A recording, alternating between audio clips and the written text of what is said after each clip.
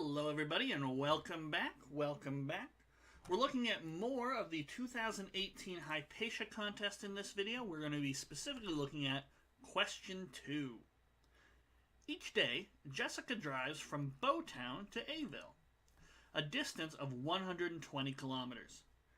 During the drive, her car's navigation system constantly updates the estimated time of arrival, the ETA.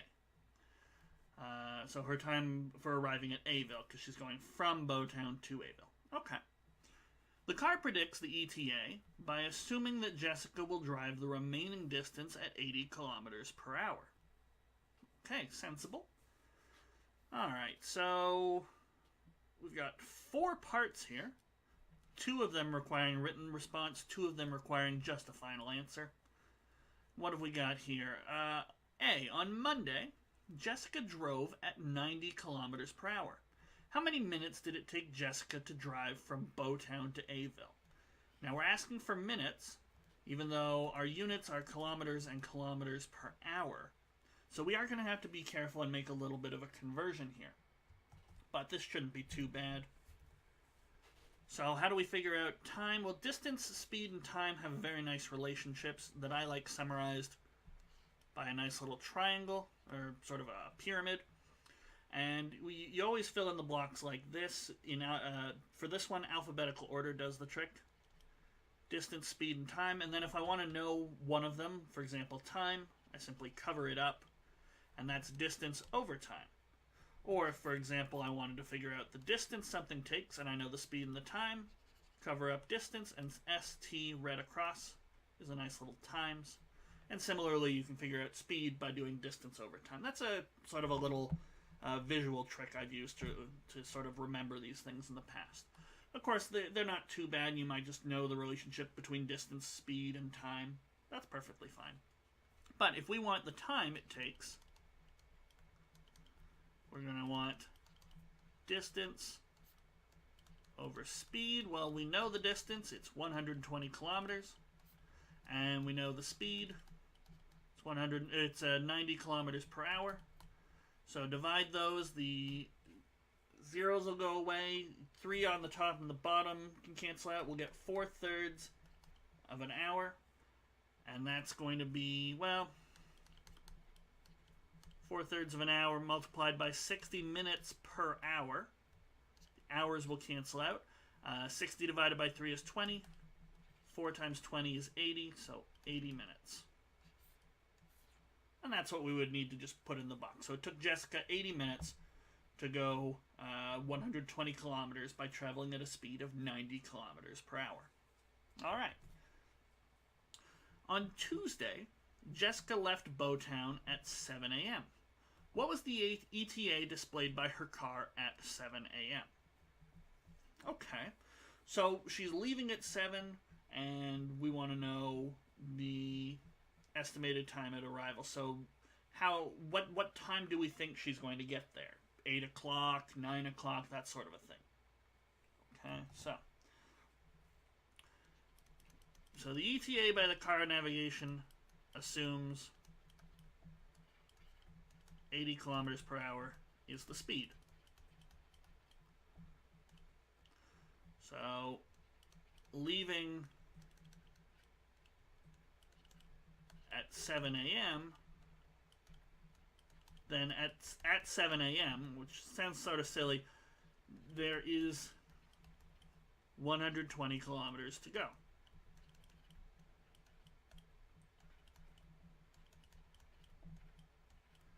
So the estimate is 120 kilometers divided by 80 kilometers per hour.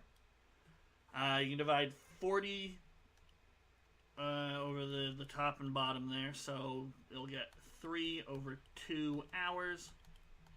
So that's 1.5 hours. So the ETA is 1.5 hours after 7 a.m. 1 hour later is 8 a.m. Another half is 8:30.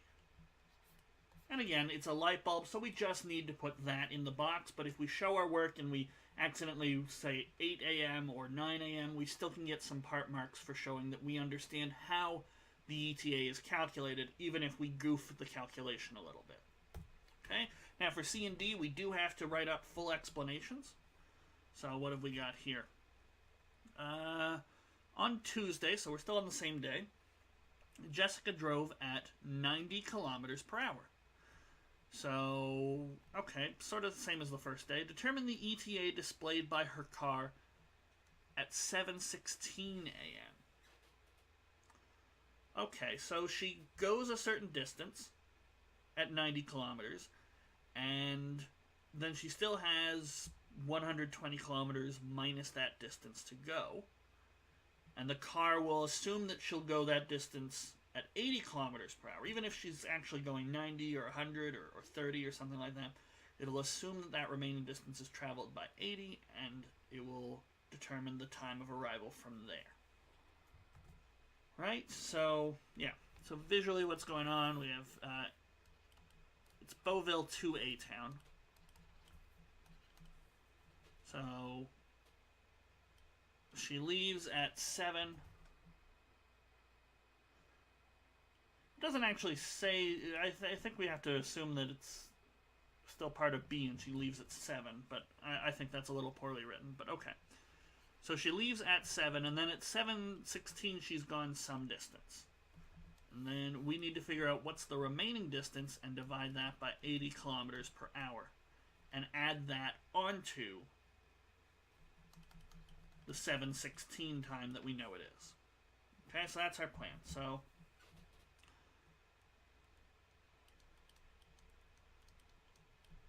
leaving at 7, I'm going to write as stated in B.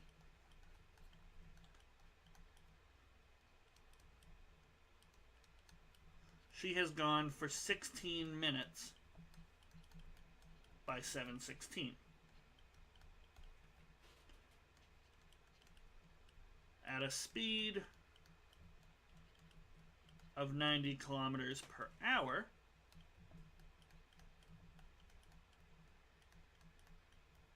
she has gone a distance of,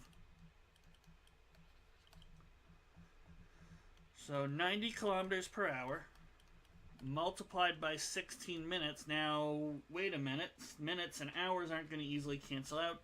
Yep, so we're going to have to multiply that by 1 hour over 60 minutes. That way the minutes can cancel out, the hours can cancel out, and we will just be left with kilometers. 90 over 60 is the same as 3 over 2. Divide both of them by 30. Then multiply that by 16.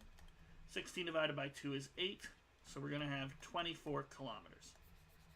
Okay? So Jessica has already gone 24 kilometers.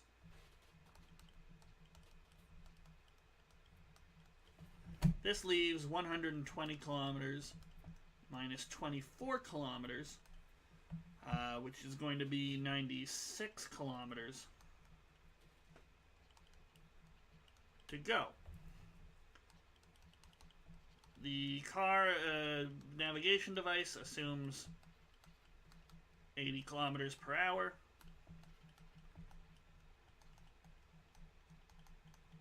So estimates remaining travel time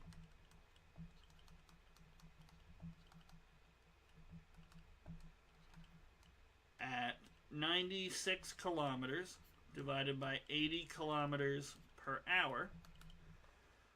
You can get an 8 out of the top and bottom, so that'll be 12 out of 10. And that'll be 6 out of 5. So that'll be 1 1/5 hours. What's a fifth of an hour? Well, an hour is 60 minutes. So a fifth of that would be 12. So 1 hour and 12 minutes.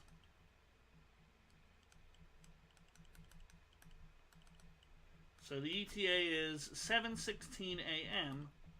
plus 1 hour and 12 minutes. So that's 8, canceling out the 1 hour. And then 16 plus 12 is going to be 28. So the automatic navigation system assumes that predicts that Jessica will get there by 8:28. Okay? Well, we've shown all our work very carefully. All right. So finally, D. On Wednesday, Jessica noted that the ETA predicted by her car when she left Bowtown. Okay? So she noted the time. Fine. She traveled the first part of her trip at 50 kilometers per hour and traveled the rest of the way at 100 kilometers per hour. So she goes at some point, and for this leg of the journey, she's traveling at 50 kilometers per hour, and then the remaining time she does 100 kilometers per hour. She arrives in Aville at the ETA predicted by her car when she left. Okay, so when she started, it would predict her going this at a full 80 kilometers per hour, but she broke it up into two different speeds of journey. We're being asked to determine the distance that she drove at a speed of 100 kilometers per hour. So this amount here, I'm going to give that a name right away and call it D. So let D equal distance that she drove 100 kilometers per hour. So what does that leave over? Then 120 minus D is the distance she drove at 50 kilometers per hour. Okay. So the navigation system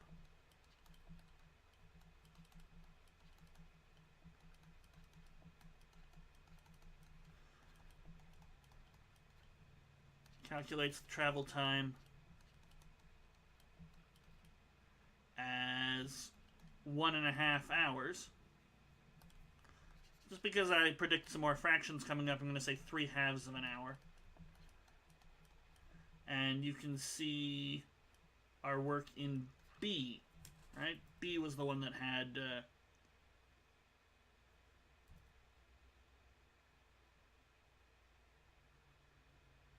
yeah, 8:15. There we go. Yeah. So we saw in B that it was 3/2 of an hour. Yeah, to 7 a.m. and then 6:15, or I don't know why I said 6:15.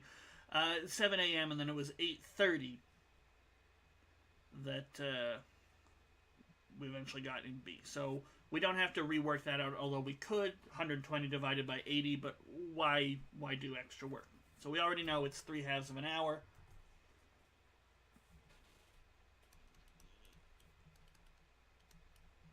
The time that she took is, so she went distance 120 minus D over 50, and that took her a certain amount of time, and then it was the remaining D over 100, and that takes the remaining amount of time to add up to 3/2 of an hour.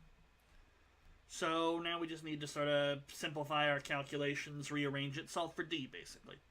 So multiply through by 100, you're going to get 240 minus 2D plus D is going to be 100 divided by 2 is 50, so 150 here, because 50 times 3 is 150. So this is 240 minus D is 150. 240 minus 150 is equal to D. This is a remaining 90. So it's 90 kilometers. 90 kilometers that we're done. So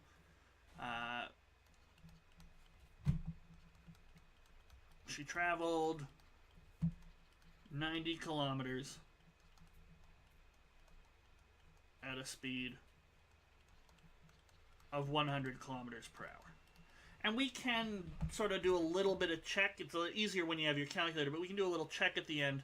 That would mean she did 30 kilometers at 50 kilometers per hour and 90 kilometers at 100 kilometers per hour. So assuming I have these calculations or the setup correct, I'll get 60 plus 90 over 100 is 150 over 100, and that is 3/2.